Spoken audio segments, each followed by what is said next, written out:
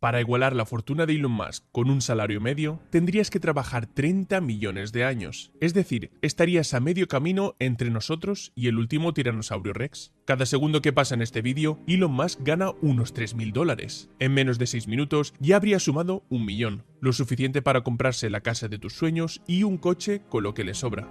Es la primera persona en la historia en alcanzar un patrimonio de $500 millones, gracias a empresas como Tesla, SpaceX, Twitter, Neuralink o The Boring Company. Y si su fortuna sigue creciendo al mismo ritmo, podría convertirse en el primer billonario de la historia en español, lo que en inglés llamarían trillionaire. Pero aunque hoy sea el más rico en cifras absolutas, eso no significa que sea el más rico de todos los tiempos. Porque si miramos hacia atrás, ha habido personas que controlaron una parte mucho mayor del mundo conocido. Así que vamos a descubrir quién ha sido la persona más rica que haya existido. Comenzaremos con un caso muy particular, Pablo Escobar. En apenas una década, levantó una red tan eficiente que convertía un producto ilegal en uno de los negocios más rentables del planeta. En otras palabras, fue el rey de la logística. Su patrimonio personal se estima en unos $30.000 millones ajustados a la inflación. Una cifra descomunal, pero aún lejos de alcanzar a Elon. Pero a diferencia del resto de personajes en este vídeo, la riqueza de Escobar no dependía de acciones ni de influencias políticas, sino que era puro efectivo. Se le considera la persona que más billetes ha acumulado en la historia. Gastaba más de $1.000 a la semana solo en gomas elásticas para agrupar los fajos, y perdía cerca de 2.000 millones al año porque el dinero se pudría, lo devoraban las ratas o se estropeaba por la humedad.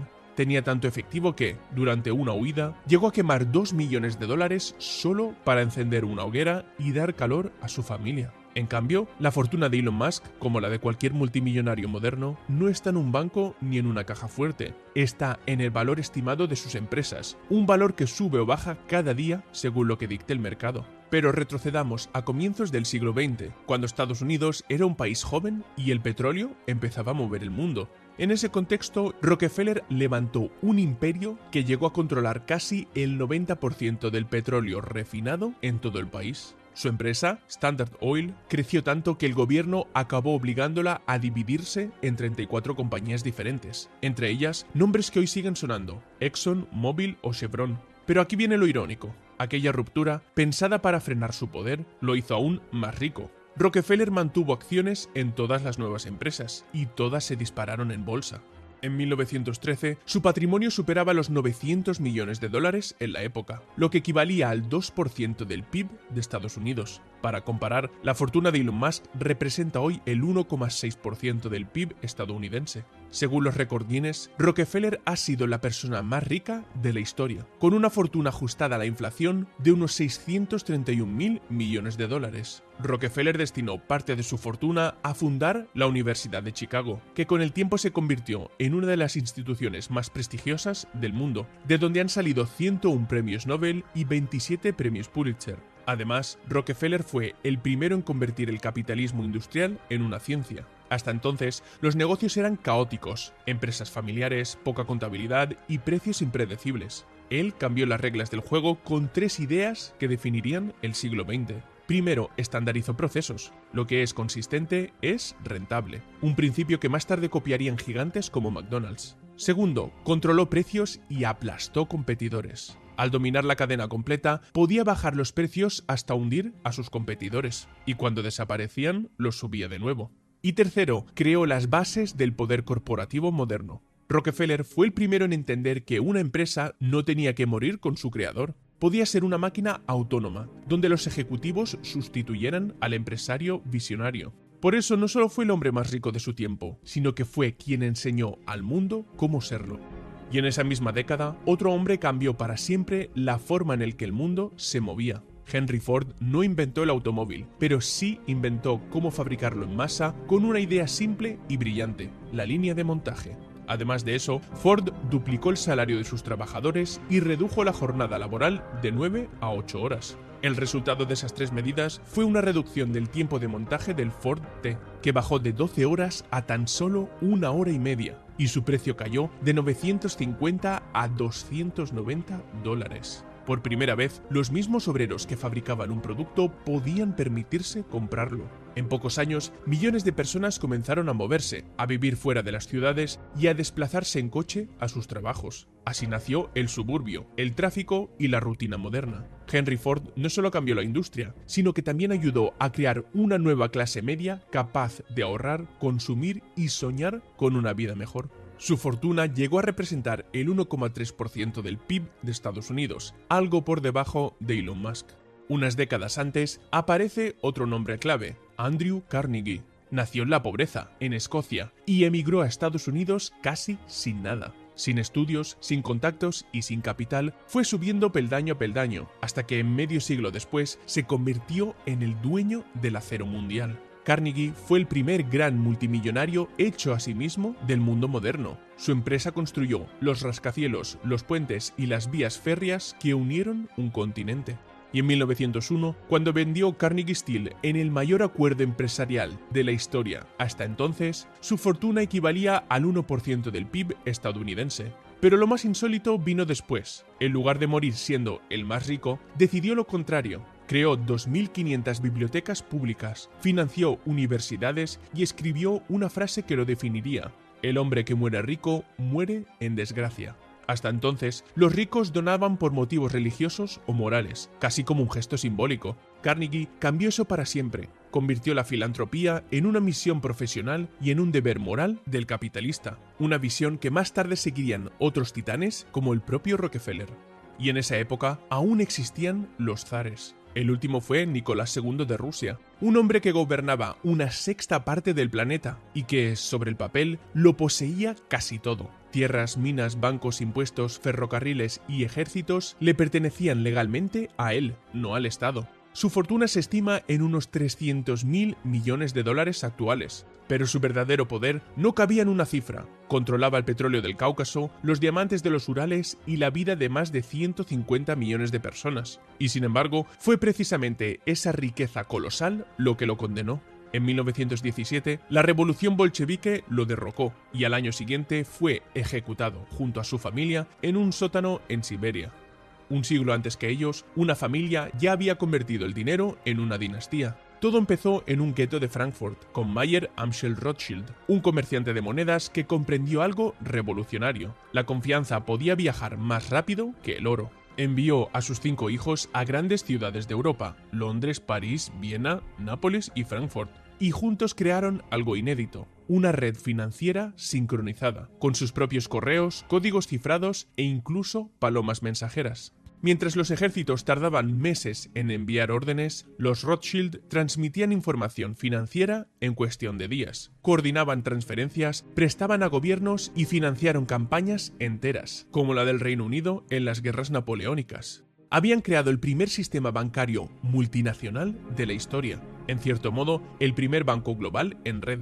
Financiaron guerras, coronaciones y la construcción del Canal de Suez.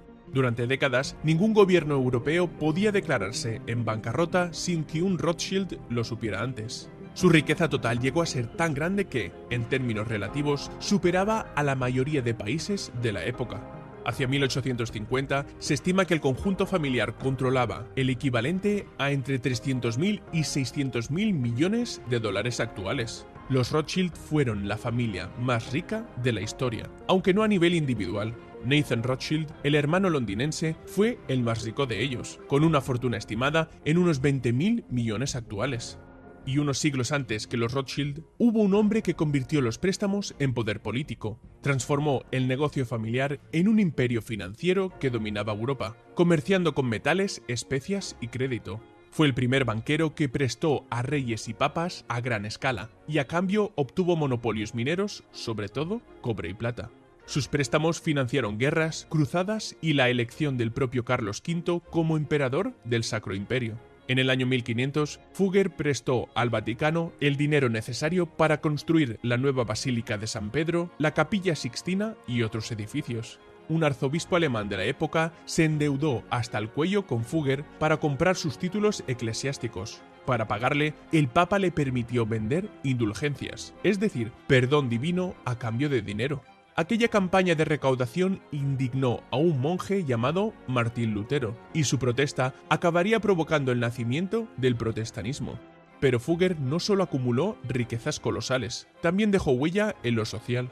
En 1521 fundó la Fuggerei, un pequeño barrio amurallado en Augsburgo, para alojar a familias necesitadas. 5 siglos después, sigue habitado por 150 personas creyentes, y el alquiler sigue siendo el mismo que el de hace 5 siglos, 88 céntimos anuales. A cambio, los inquilinos solo deben cumplir una condición: rezar 3 veces al día. Su riqueza equivalía al 2% de toda la economía europea, lo que hoy serían unos 400.000 millones de dólares.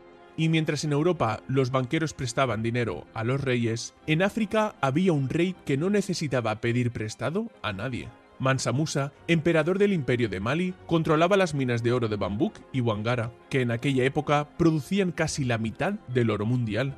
En 1324 emprendió una peregrinación a la Meca acompañado por 60.000 personas, 12.000 esclavos y 80 camellos cargados con 140 kilos de oro cada uno. En cada ciudad que cruzaba repartía oro para demostrar la riqueza de su imperio y ganarse aliados. El problema es que inundó los mercados con tanto oro que su valor se desplomó y las economías regionales tardaron 12 años en recuperarse. Si su riqueza se tradujera a cifras actuales, rondaría entre 400.000 y 500.000 millones de dólares. Para muchos, él es la persona más rica de la historia, un hombre tan poderoso que podía provocar una inflación a todo un continente. Y hace 2 milenios hubo un hombre que no necesitaba acciones ni bancos. César Augusto, tras derrotar a Marco Antonio y Cleopatra en una guerra civil, se convirtió en el primer emperador de Roma. Y entre los botines de guerra se quedó con Egipto como propiedad personal. Sus minas, sus graneros y sus impuestos, todo era suyo. Tenía el control directo del tesoro imperial, de las minas de oro y plata de Hispania y Egipto y de los tributos de todas las provincias conquistadas. En su tiempo, el Imperio Romano representaba cerca del 25% de la economía mundial y se estima que una quinta parte de esa riqueza estaba bajo su control personal. Es decir, aproximadamente un 5% del PIB mundial en manos de un solo hombre. En proporción, fue el hombre más rico de toda la historia registrada. Si extrapolamos esos datos a la actualidad, su fortuna equivaldría hoy a unos 5 billones de dólares, aunque esa cifra no representa dinero real, sino algo aún más poderoso: control económico absoluto.